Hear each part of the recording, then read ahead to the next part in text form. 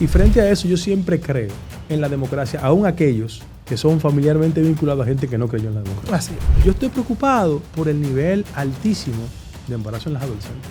Al final de la jornada uno va ascendiendo en las escaleras y yo lo que estoy pidiendo es a la sociedad, pero también a mi partido, que vote por las ideas que yo tengo.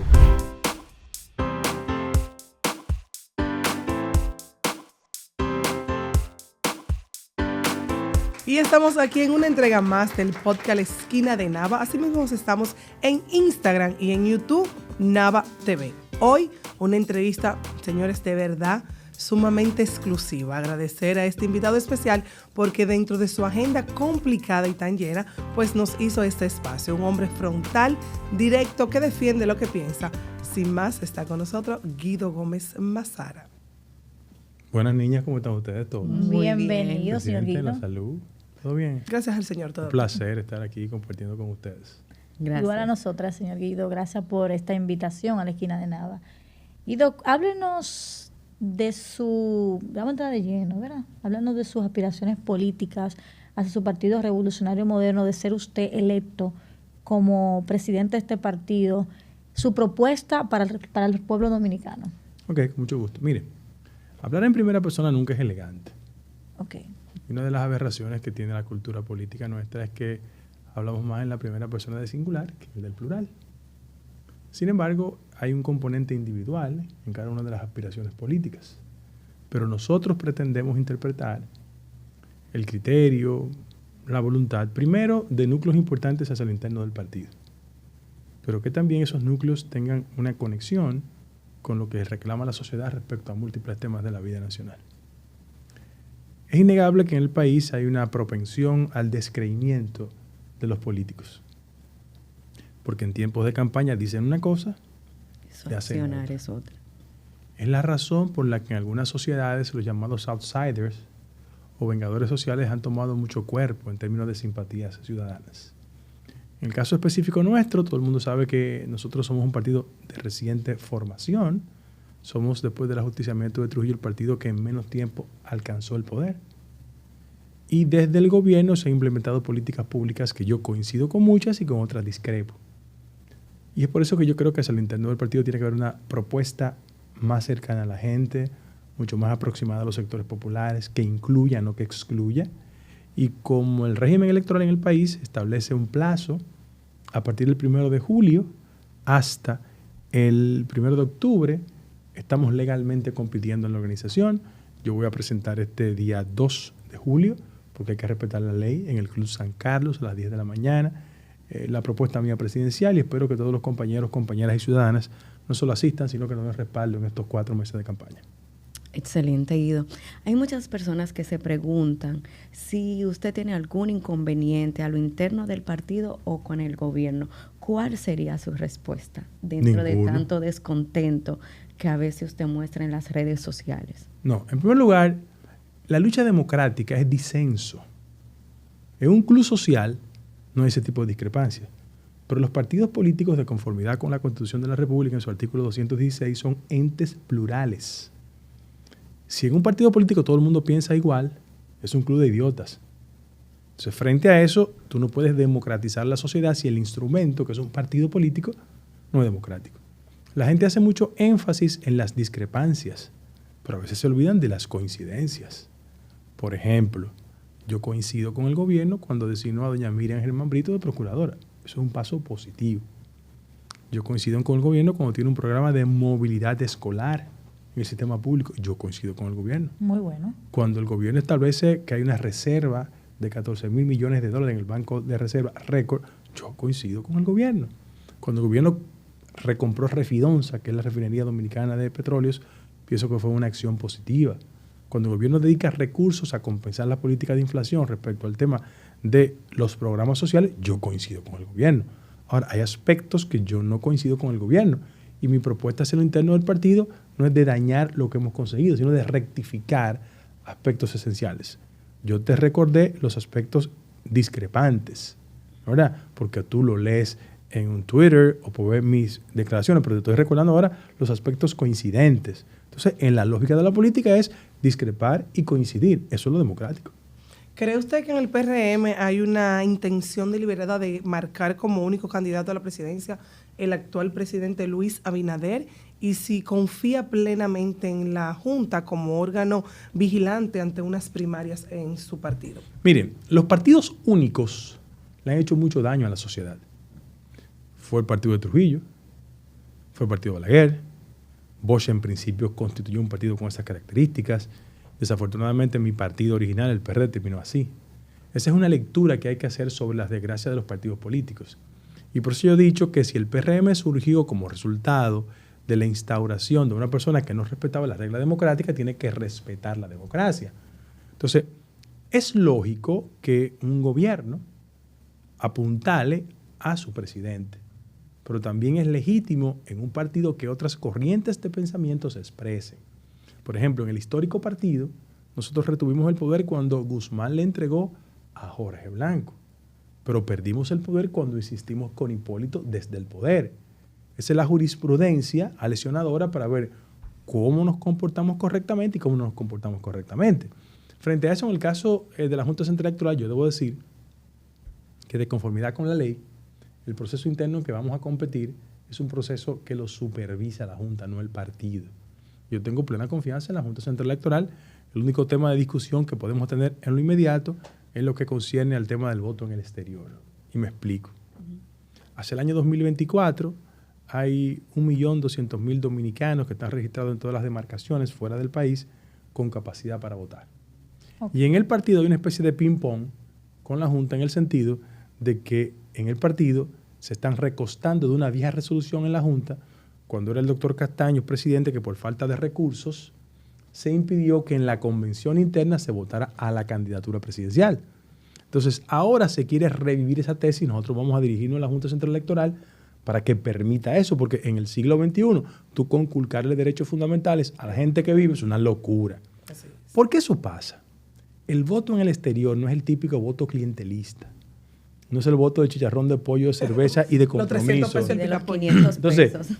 Evidentemente, el que es chef en Manhattan o trabaja en Cáceres como dentista, ¿verdad? Uh-huh. O tiene 20 años viviendo en Bruselas, piensa más en su país, no en las ventajas clásicas. Entonces, los gobiernos no pueden manipularlo. Y con ese bolsón de electores, yo pienso que es importante contar. Además, la diáspora representó el año pasado 10.000 billones de dólares en la economía. Entonces, son buenos para darnos los recursos, para que los aspirantes vayan allá. Pero a la hora de la verdad no quiere que se vote. Eso es una locura, porque lo están diciendo. Por los diputados en el exterior, voten allá. Pero por la candidatura presidencial, no vote. Todo el mundo sabe por qué no quieren que la candidatura presidencial se vote. ¿Por qué? ¿Por qué usted entiende? Porque evidentemente yo soy muy fuerte en el exterior. Y porque los dominicanos en el exterior no pueden ser conducidos ni seducidos por ese tipo de prácticas. Por ejemplo, las plazas fundamentales del partido. Por ejemplo, el cónsul general en Nueva York es de aquí. Sí. El cónsul de Puerto Rico es de aquí. El cónsul de Boston es de aquí. La cónsul en Miami es de aquí. El cónsul en Orlando es de aquí. Dominicano. El cónsul en Madrid es de aquí. Y lo lógico es que se nombre gente de allá, que son dominicanos que tienen 20, 30 años, que conocen la diáspora. Entonces, la pregunta es, eso genera disgusto, insatisfacción. Y como la mayoría de los compañeros se sienten indignados porque en las plazas han designado gente de aquí, evidentemente es un voto favorable a mí.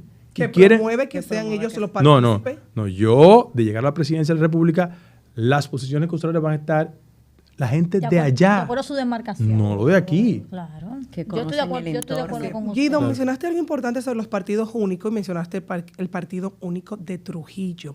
Recientemente, la Junta Central Electoral le aprobó a Ramfis Trujillo, que es nieto directo del linaje de Rafael Leónidas Trujillo. Y quienes conocen pues tu historia saben que tu papá fue uno de los principales opositores a este tipo de régimen. ¿Cuál es tu opinión con esta aprobación de este partido a esta persona? Mira, yo soy un demócrata, Totalmente. Y si la Junta Central Electoral decidió respecto del partido, serán las leyes nacionales las que tienen que determinar si él tiene los mecanismos que le acrediten de candidato. Pero yo pienso que cuando una persona discrepa de uno respecto a cualquier tema, sin importar su origen o vínculos familiares, hay que derrotarlo electoralmente, no utilizando ningún tipo de argucias. Sin embargo, en el caso específico, todo parece indicar que hay impedimentos migratorios porque él no ha cumplido con los requerimientos de la ley. Lo que hizo la Junta fue que aprobó un partido, no validó la candidatura, que son dos cosas diferentes. Pero en la democracia hay que ir al seno de la sociedad y por la fuerza de los votos determinar si tus ideas impactan en los otros. Miren, la hija de Efraín Ríos Montt acaba de participar en las elecciones en Guatemala y los guatemaltecos votaron en contra. Claro, porque no quieren volver a vivir lo mismo. Entonces, la sociedad dominicana ha ido dando manifestaciones de madurez. Y frente a eso, yo siempre creo en la democracia, aún aquellos que son familiarmente vinculados a gente que no creyó en la democracia. Así es. ¿Cuál es la opinión de Guido Gómez Mazara sobre esas personas que dicen que el PRM ha olvidado la ideología de Francisco Peña Gómez? Ok, mire, el doctor Peña Gómez, que fue mi maestro, casi un padre para mí, representó una época donde los componentes ideológicos marcaban los partidos. Bosch por un lado, Peña Gómez por otro y Joaquín Balaguer. El doctor Peña Gómez, que es una expresión de los que como yo vienen de sectores populares, yo siempre he dicho que el doctor Peña Gómez es un exponente de cómo del subsuelo social tú puedes llegar al punto más alto.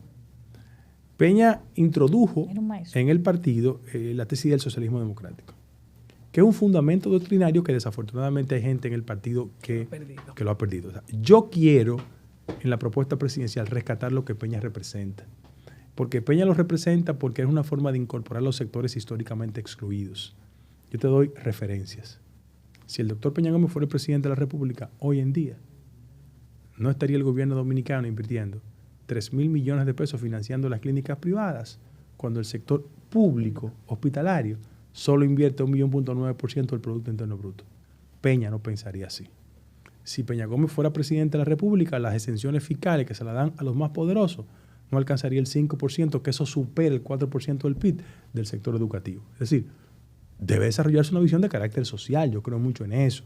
Por ejemplo, yo creo que la mayoría de los beneficiarios de los programas sociales tienen que utilizar el programa social para un mecanismo de entrenamiento. ¿Para qué?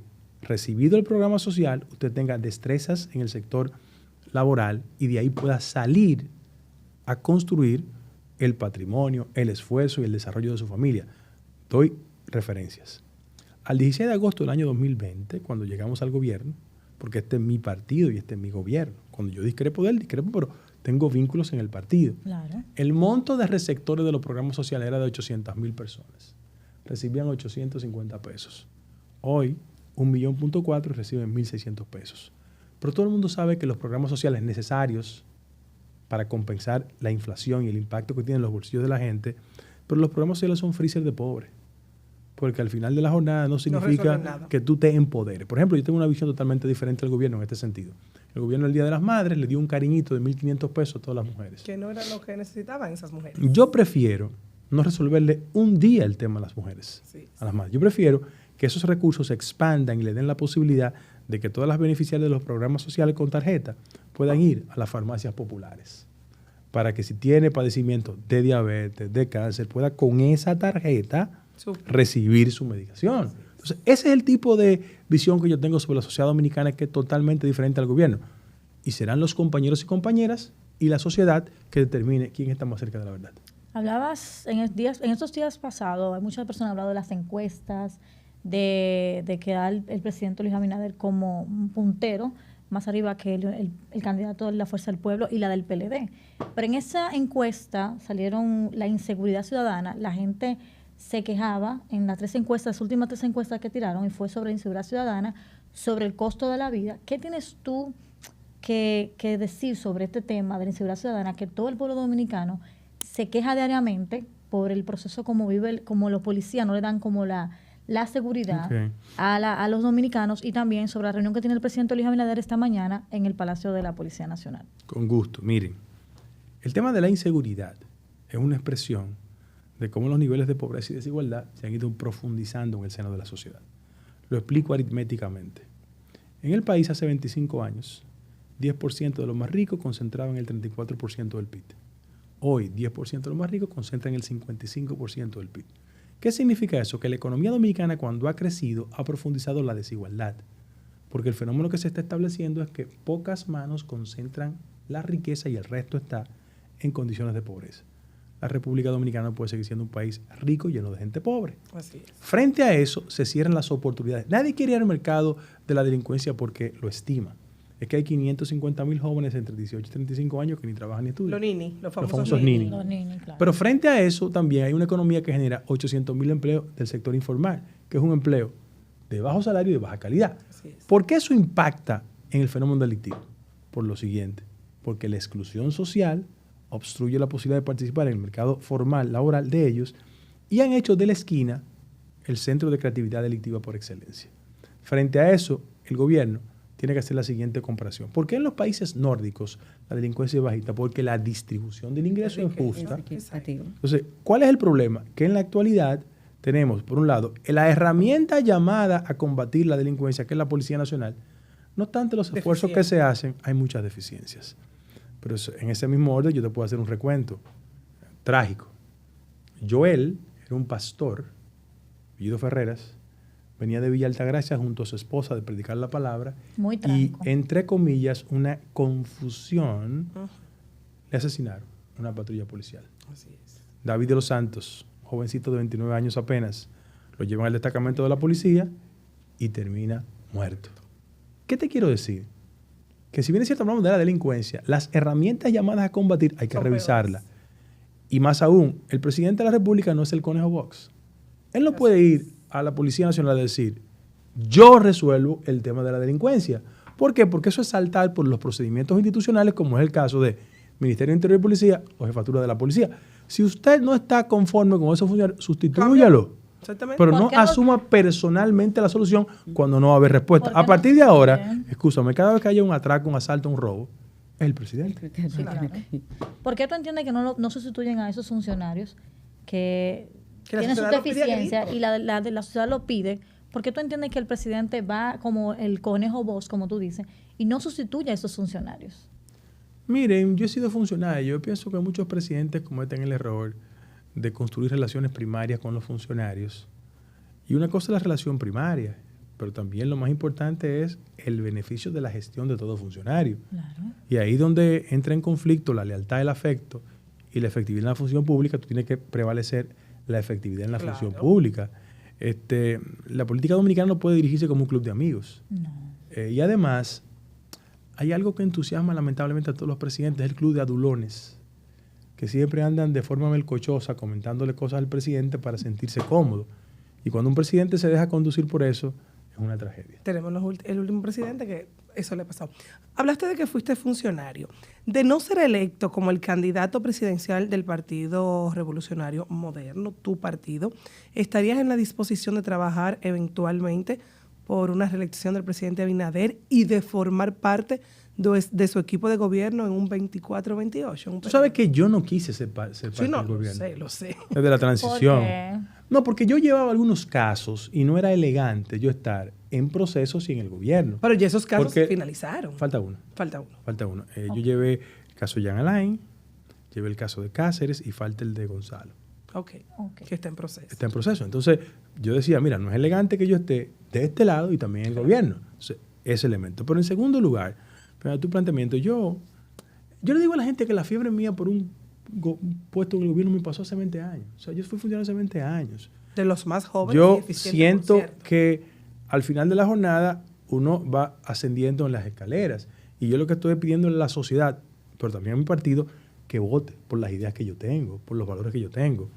Pero yo, bajo ningún concepto, soy presupuestófago. Yo, la edad que tengo, yo solo he durado 4 años en un puesto público. Yo el resto de mi vida lo dedico a las actividades privadas. Sí, pero pudieras tú plasmar parte de esas ideas desde dentro más fácil que desde afuera, de esos ¿Sabes, programas María, de que- gobierno tú sabes que tú quieres mi implementar? temperamento y mi criterio independiente crispan mucho a gente que entiende que la relación en el Estado es un acto de genuflexión constante.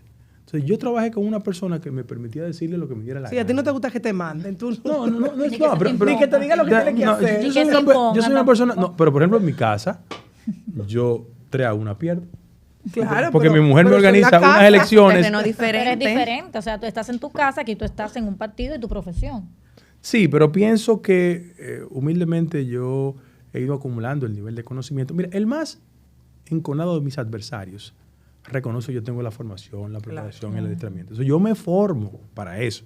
Y yo creo que en la República Dominicana hay que procurar un gobierno con un presidente que esté atento a los problemas de la gente. A veces los políticos creemos que nuestros problemas son los problemas de los ciudadanos. No, yo estoy preocupado por el nivel altísimo de embarazo en las adolescentes. Uf, terrible. Yo estoy preocupado porque en la República Dominicana, post pandemia, hay un 26% de incremento de las enfermedades de salud mental.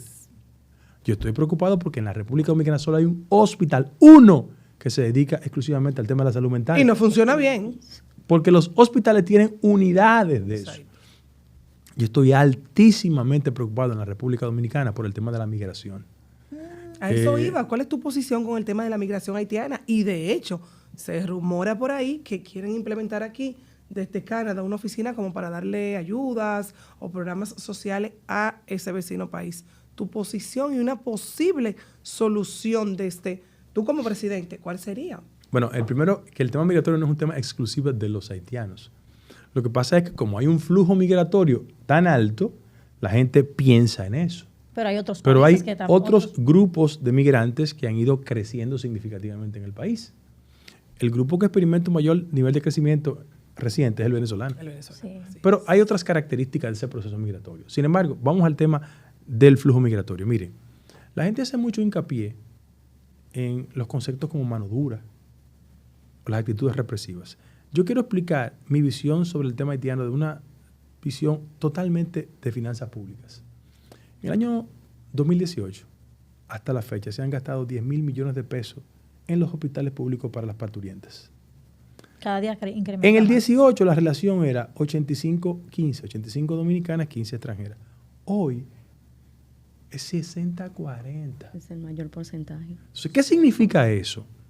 Que a los ojos de la comunidad internacional, independientemente de que el Estado Dominicano tiene la facultad de establecer las líneas de su política migratoria y decidir a quién deporta, a quién no deporta. Por ejemplo, el político que más yo admiro, Barack Obama, encabezó los procesos de deportación siendo presidente, lo más alto.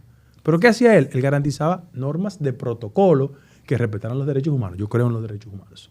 Ahora, en el caso específico de la República Dominicana, hay un discurso dual. Porque por un lado se dice, hay que restringir el flujo migratorio de los indocumentados, que estoy de acuerdo, con un fortalecimiento de la frontera, con mayor supervisión.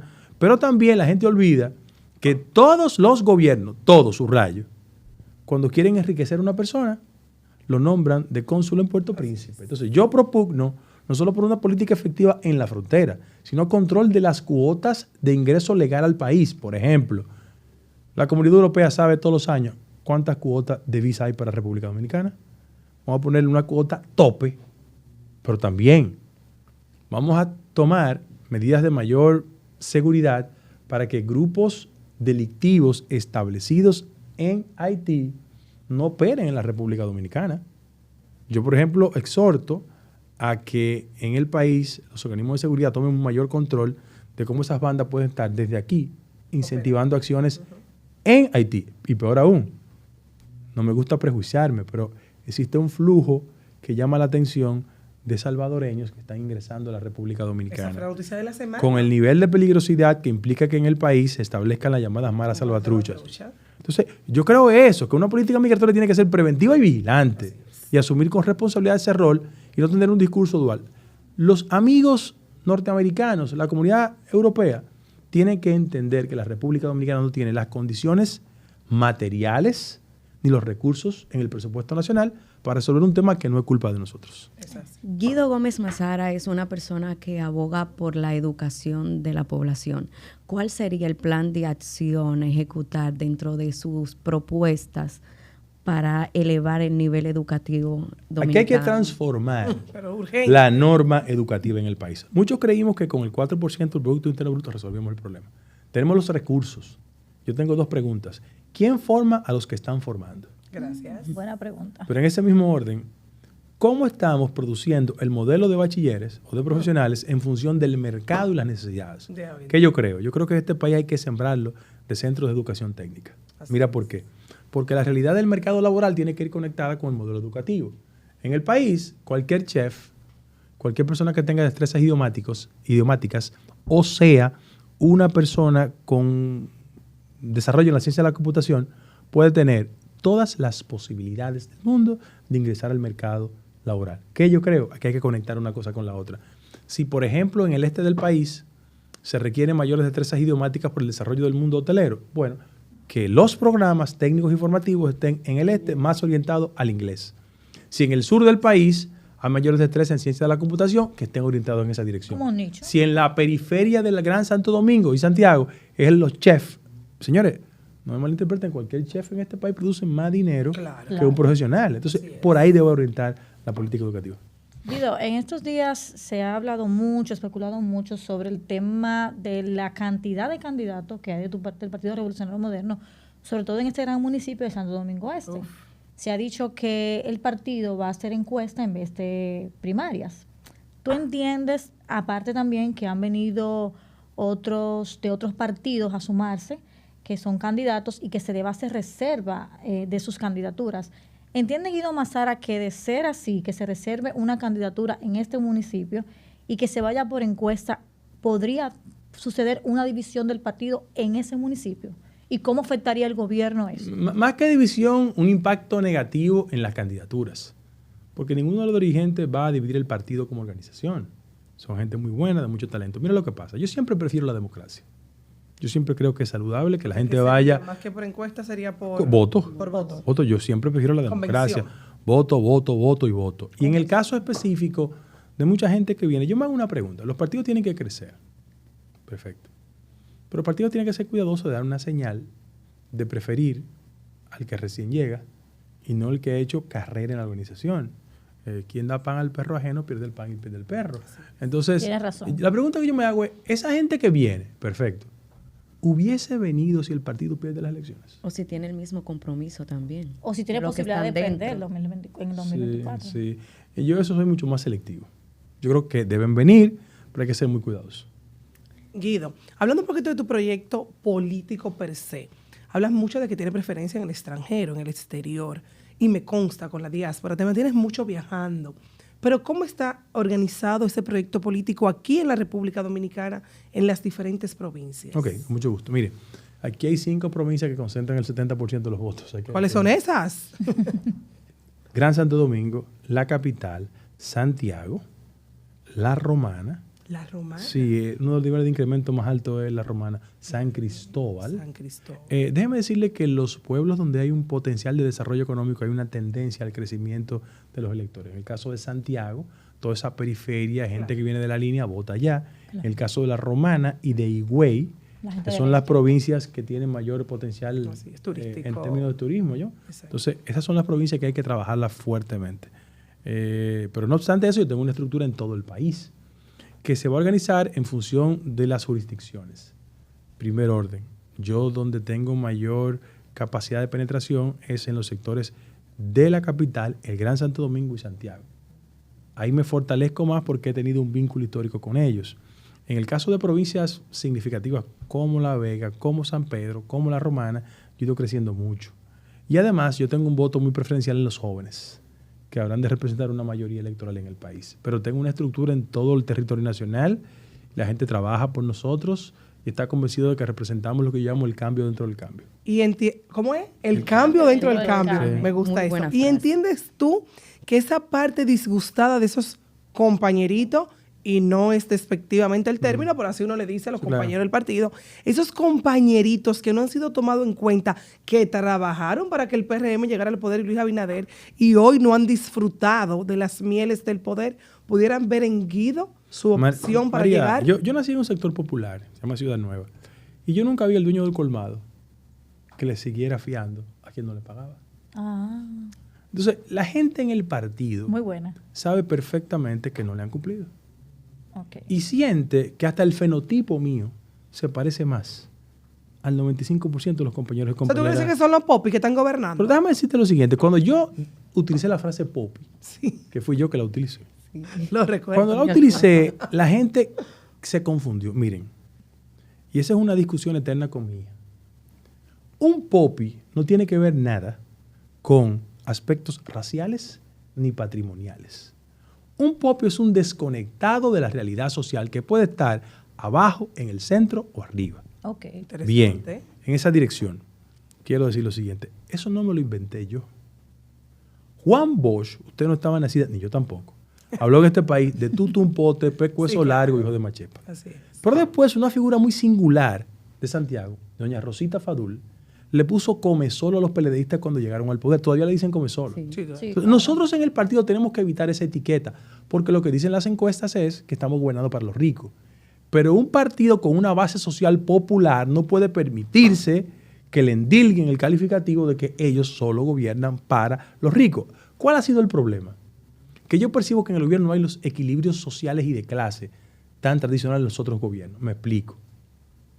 Tú vas al Palacio Nacional y el gabinete, los rostros... Son blanquitos. No tiene que ver ni con el tema de lo racial.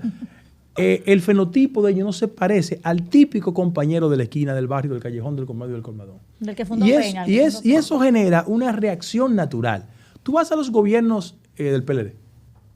Tú vas y dices, bueno, Danilo. Bien. ¿De dónde era Danilo? De San Juan de la Maguana. Lejísimo. ¿Verdad? Y tú veías a José Ramón, a Gonzalo, tú veías ese equipo. Pero veía a Domingo Contreras, veía también la gente de otro sector. Exactamente. Okay. Había como un equilibrio. Tú vas donde Leonel Fernández. Y tú dices, no, de Andino. ¿Verdad? Pero tú veías a Félix Bautista, tú veías a los otros. Equilibrios. Tú vas al gobierno de Hipólito. Tú dices, Hugo Tolentino, Milagro Ortiz, Fran Moyapón. Pero el hijo, el nani, Guido. Había los equilibrios. Se juntaban todos los sectores. Aquí no. Entonces, eso ha provocado que en materia de asumir las políticas públicas fundamentales, mira, tú puedes leer sobre pobreza todo lo que tú quieras. Pero una cosa es leer sobre pobreza, otra cosa es entender la pobreza. Pero ¿cree Guido Gómez Mazara que el gobierno de Luis Abinader es pro-empresario? Totalmente. ¿Por qué? Porque sus políticas fundamentales nos aproximan a eso. Yo te voy a dar un ejemplo de sentido común. Un gobernante que frente a la actual coyuntura de dificultad económica que se asumió el gobierno, en el marco de una crisis del COVID, el gobierno toma dos estrategias. La primera, alianza público-privada. Segundo lugar, fideicomiso. Que con la combinación de un incremento sustancial de las políticas de endeudamiento, que tanto la criticamos en la oposición, este gobierno ha asumido 30,000 millones de dólares en casi 3 años. Eso significa 22,000 millones de pesos mensuales solo en pago de intereses. Esa es una visión proempresarial. ¿Qué hubiese hecho yo en la actual coyuntura? Digo yo, no. Si llegamos en esta condición al gobierno, yo prefiero reducir sustancialmente la evasión fiscal, que está en 61%, y bajarla a 30%. ¿Quién evaden? Los de arriba, Los ricos. no de abajo. Y reduzco sustancialmente las exenciones fiscales, 5% del PIB. ¿Cuál es el problema? Que eso iba a tocar a un sector Claro, el sector Empresarial. empresarial. Entonces, Empresarial. tú ves que es una visión totalmente diferente. Claro. Sí, Yo comencé el programa diciendo, bueno, pero ¿cómo el Bandex financia 3,000 millones de pesos a la clínica privada cuando los hospitales no funcionan bien? Esa es una visión diferente. Yo no estoy en contra de los empresarios, estoy a favor de los empresarios. Yo pienso que lo que más le conviene al sector empresarial es lo siguiente. Un gobierno con políticas sociales que incluyan a los sectores excluidos para que sus actividades se desarrollen a plenitud. ¿Cuántos empresarios en este país están pensando seguir desarrollando sus empresas por el tema de la inseguridad? Pero la inseguridad es una situación que se asocia a la exclusión y a la pobreza y a la marginalidad. Si tú reduces esos componentes, el empresario se desarrolla con más facilidad. Claro. Claro. No sé si le pasa a ustedes. La inversión extranjera tiene más confianza. No sé si le pasa a ustedes, pero yo tengo una niña. Bueno, los hijos siempre son niños para uno. Sí. Que acaba de llegar a España de estudiar y cada vez que me sale de noche, yo entro en crisis con mi esposa porque ¿a qué hora salió? No ha llegado. Llámala. Pero ¿y el chofer? No, que no quiere chofer, que quiere andar sola. No hay problema. Eso es un factor Así es. de intranquilidad. ¿Cuántas familias en La este país le pasa inseguridad. eso? Claro. Todas. Entonces, la mejor forma de contribuir a la paz ciudadana es generando empleo, oferta y posibilidad para que el factor delictivo no nos perturbe a todos. Guido ha mareado una pregunta que le hizo María ahorita, como que la dejó en el aire, y fue que de ser electo, de no salir electo en las próximas elecciones, ¿usted apoyaría la reelección del presidente Luis Abinader? ¿Se uniría a ese? No, mira, yo soy una persona que respeta siempre los parámetros democráticos. Okay. Pero yo voy a competir para ganar en el partido. Yo creo mucho en el modelo norteamericano, 2 periodos consecutivos para su casa. Yo también. Lo que pasa es que hay gente que hoy está actuando y ayer decía otra cosa. Por ejemplo, Hay muchos videos del compañero presidente de la República diciendo que no está de acuerdo con la reelección. Ahora está con la reelección. Mira lo que pasa. La sillita como que buena, como No, decía. mira, lo que pasa es que esta es una ciudadanía que necesita políticos que seamos más coherentes. Tú no puedes decir una cosa hoy y mañana claro. otra. Hay gente en el partido que ha hecho carrera diciendo, yo estoy esperando que el compañero presidente oficialice su candidatura. Porque yo voy a medir el nivel de coherencia de alguna gente de la prensa. Ya. Porque no puede ser que la reelección mal era la de Hipólito, la de Leonel y la de Danilo. Y que esta sea buena. Yo tengo gente muy querida. O sea, yo quiero mucho a Doña Milagros, pero ya tiene 500 discursos en contra de la reelección. Yo la quiero ver ahora. Ok. 4 años. Yo quiero mucho a Faride y yo le escuché criticando la reelección. Yo la quiero ver ahora.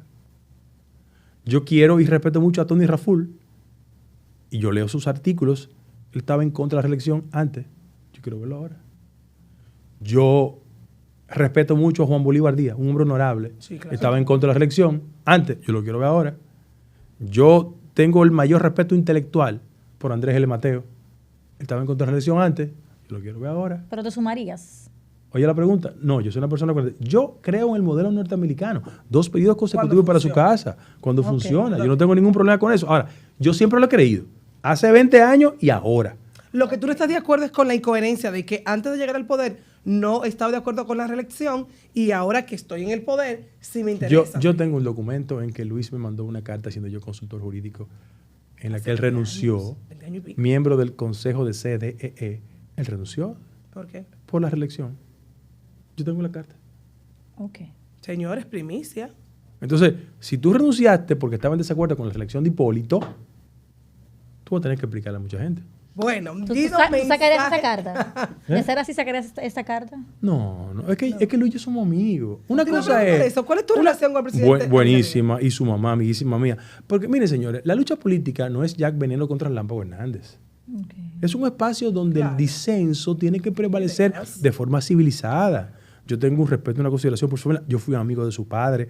Quiero decir que es un patrimonio conseguido trabajando. Claro que Sí, claro. Trabajando. Entonces, esos son valores que yo respeto. Ahora, la discrepancia política, eso es bueno. El día que la política no exista espacio de discrepancia, cierren eso. Sí, claro, pues se perdió la democracia. No. Guido, Antes de irse, Sí. 3 palabras. ¿Cómo describirías este gobierno en 3 palabras? Antes de ya cerrar. Con propensión a la reversa, inseguro en muchas acciones y profundamente permeado por lo mediático. Graben eso. estamos en la época de la inmediatez. Para cerrar, el mensaje final para todos tus seguidores, para toda esta gente que tiene la oportunidad de ver esto en cualquier parte del mundo, en el marco del día 2 de julio. Que el 2 de julio yo lanzo una candidatura que se parezca a la gente, que no use a la gente. Primero la gente, como decía. Y ¿no? que, El cambio. y que sobre todo nosotros representamos el cambio dentro del cambio del partido y que estamos haciendo una propuesta que se parezca a la mayoría de la sociedad dominicana. Gracias. Muchísimas gracias, Guido, por acompañarnos en este Ustedes. podcast de Esquina de Nava. Usted siga nuestras redes sociales en Instagram, tanto en nuestro canal de YouTube, Nava TV.